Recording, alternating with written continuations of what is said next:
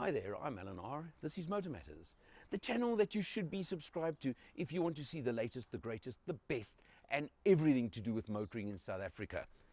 Today we're talking the new Hyundai Creta, launched in South Africa not long ago, and there is a video from the launch on the channel. The biggest change at the front end of the Creta is, of course, the new shape grille. Gone is the old egg crate, as they called it. This is the same grille you'll see on the new Santa Fe, on the Palisade, and on a number of the other Hyundai models. So you get the family resemblance. Of course, being a crossover SUV, you can see the silver grey treatment on the lower part of the bumper, on the skid plate, things like that, just to tell you it's a crossover SUV in case you couldn't see it. Of course, what Hyundai also do, that's become quite popular, is notice the daytime running lights up top over here and the headlights down below. It's become a bit of a signature on Hyundai lately as well. Come around to the side and you'll see very nice looking dual color 17-inch alloy wheels on the car. Good clearance over here, and they're not too low profile for a change, thank goodness, which should provide decent comfort on the road. And of course, being a crossover SUV, you expect the cladding around the wheel arches running all the way along the bottom of the car as well. And another feature that Hyundai are bringing in to their new designs is notice the chrome strip that runs above the doors and into the C-pillar to accentuate over there into the C-pillar, because it's a pretty wide C-pillar. Let's just do the back seat while we're here, and I'll jump in quickly. And you can see the driver's seat's actually set for Leadfoot for a change, not for me. I was going to say, you got into the car well this time. No Yeah, falling of out. course. Well, you know, this is one of the advantages of crossover SUVs, is the raised height means I don't have to contort myself to get down and things like that. And let's be honest, there's a lot of room. There is very good space in the back here, and even for my hat. So I've got no complaint. Nice feature, USB in the back. I would have appreciated two, but I'll settle for one. And you've even got aircon vents for the back seat. While we are showing the back, let's just show you quickly the fact that you have got, which is becoming a norm for Hyundai, the artificial leather on the seats. So there you go. That, of course, is elite trim, because we are in the middle. And what my one little favourite. Yes. How nice is that? That little slot for the seatbelt instead of them rattling, as they always do. Good point, thank you. You're welcome. Come round to the boot. The rear light treatment is interesting, isn't it? It's scattered. Absolutely. Almost. I mean, you've got the big light there, you've got a tiny light there, you've got there, and you've got another piece in the tailgate. But step back, and it somehow does come together.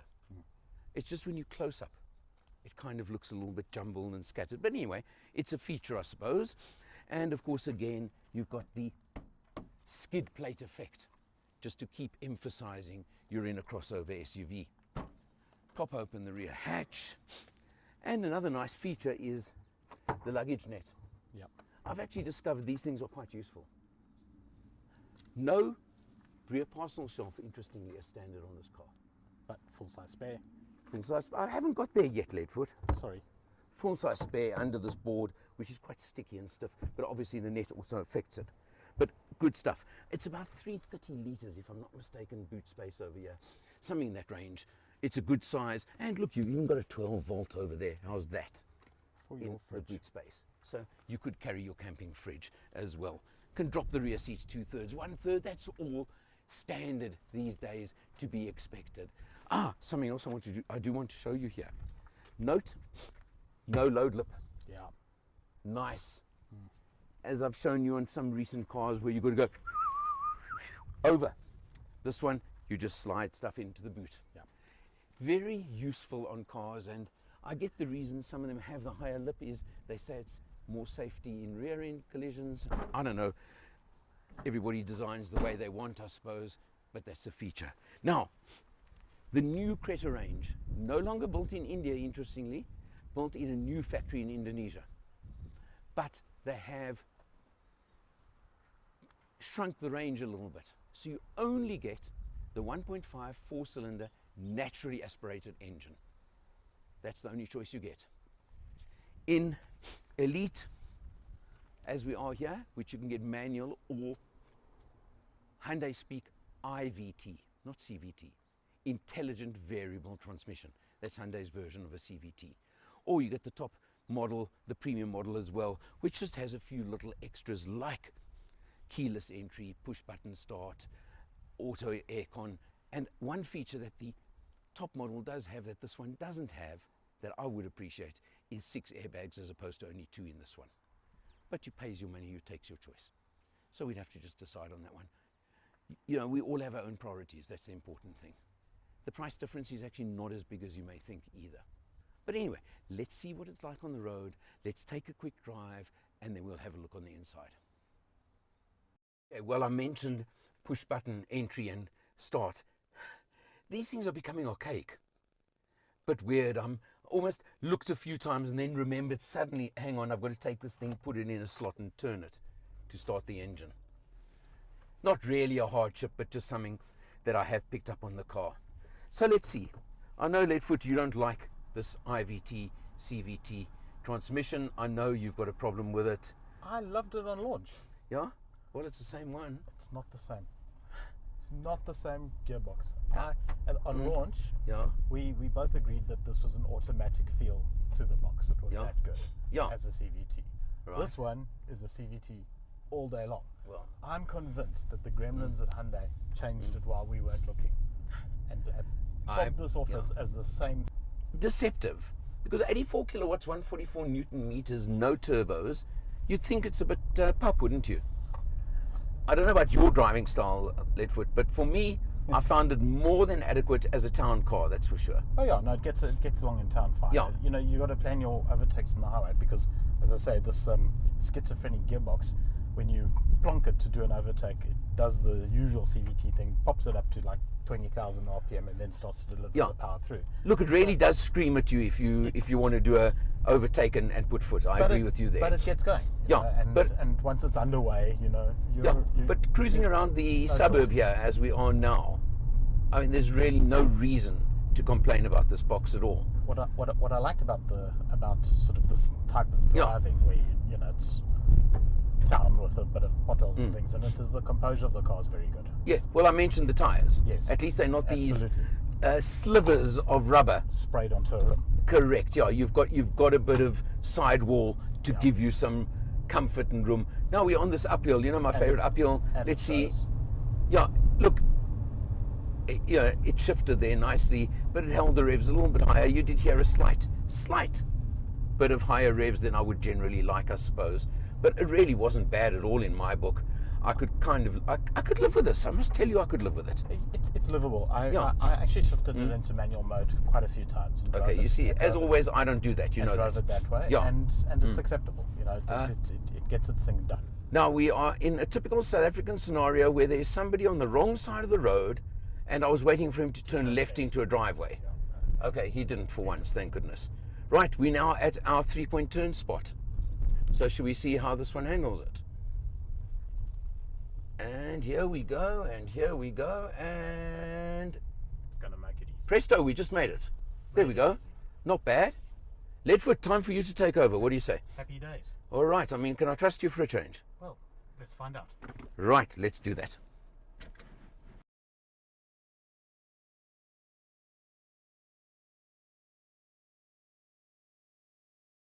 When you're Right, Leadfoot's behind the wheel now, so I better hang on tight for my life because he's driving as usual. No, I'm driving very carefully. What you yeah. Couple of points on this car. Yeah. I did not check its weight. In twisty stuff. Yeah. It has a typical SUV body roll. Okay. That is, I think, a little bit higher than I would have liked. It Right. doesn't have that same mocha sportiness sense to it. No, but it's not meant to have. Come on. Agreed. It's just You're not being fair. That's not a fair comparison.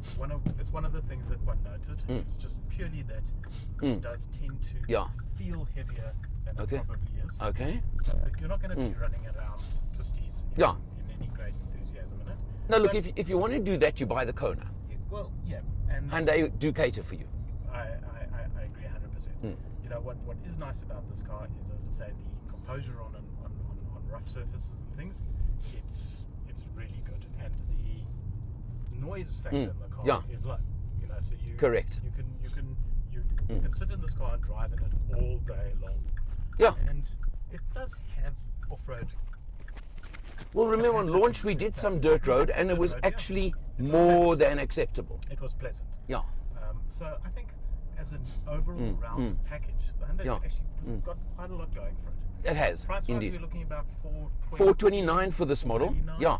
469 for the one with the extra spec.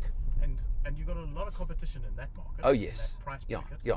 So it's going to be interesting to see how these sell.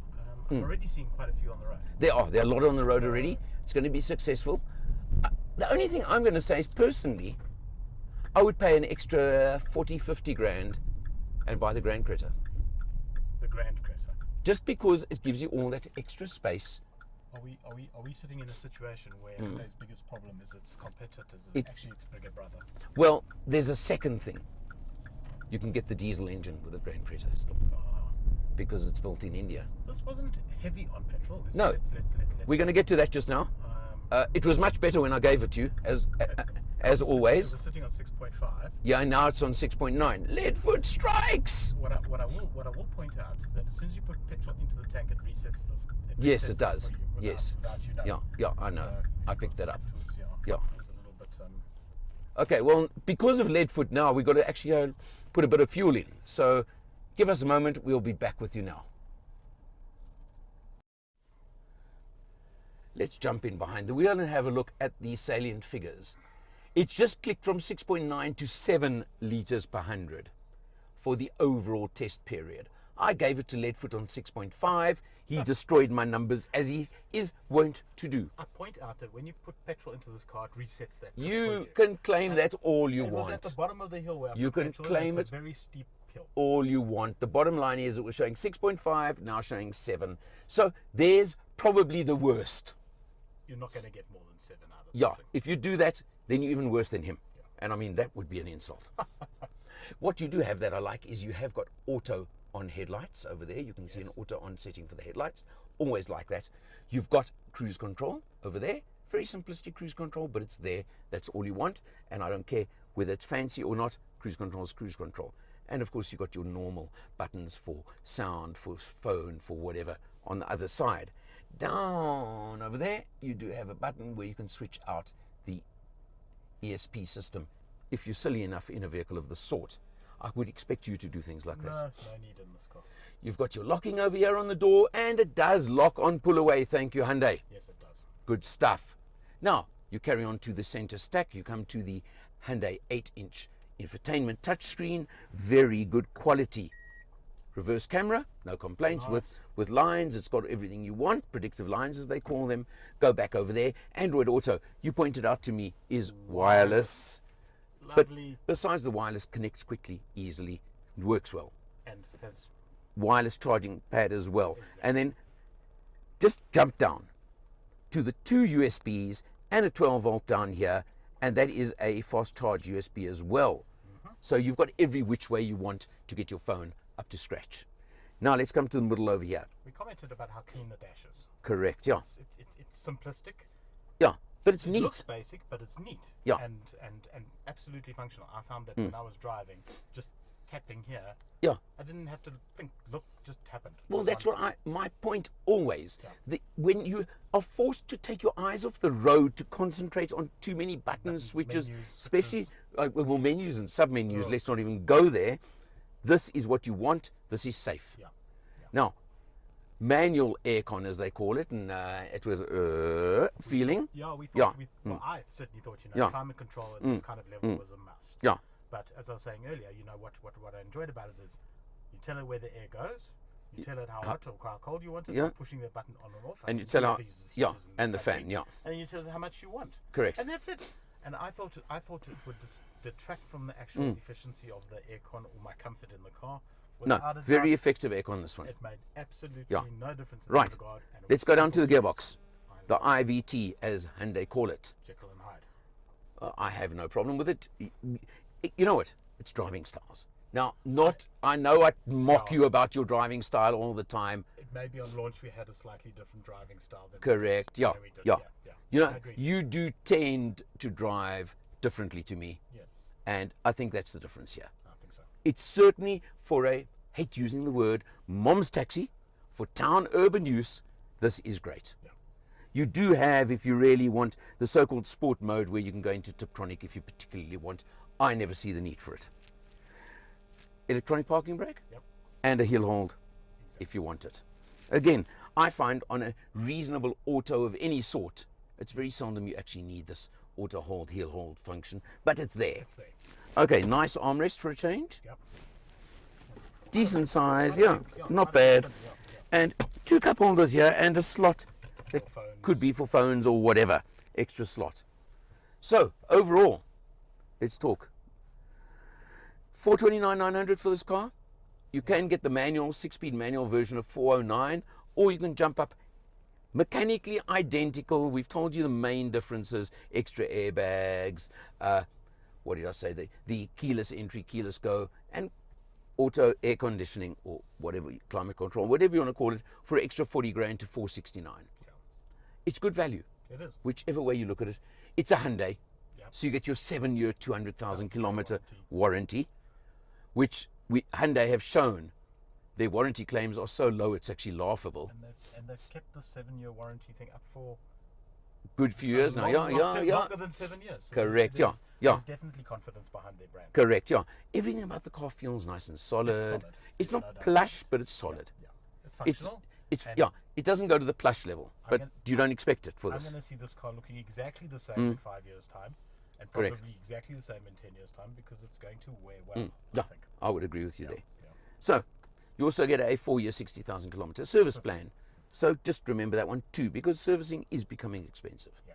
So you covered every which way. Competitors, let's not even go there because we'll spend the next hour with the number of competitors in this category.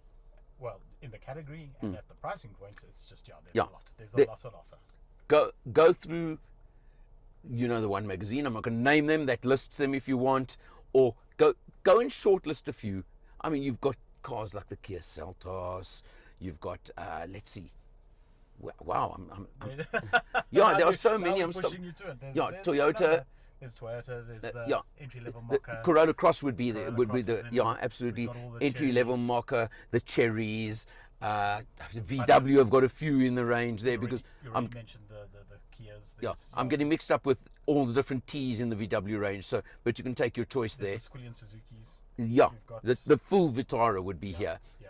Yeah, you can keep going. There's quite a lot. So see which one and which brand you like, and then go and drive a few and decide for yourself. That's my best advice. Absolutely. But overall, Yeah, good. does the job. That's the point. I enjoyed the car. Yeah. So. Me too. For Madam Matters, I'm Eleanor. See you next time.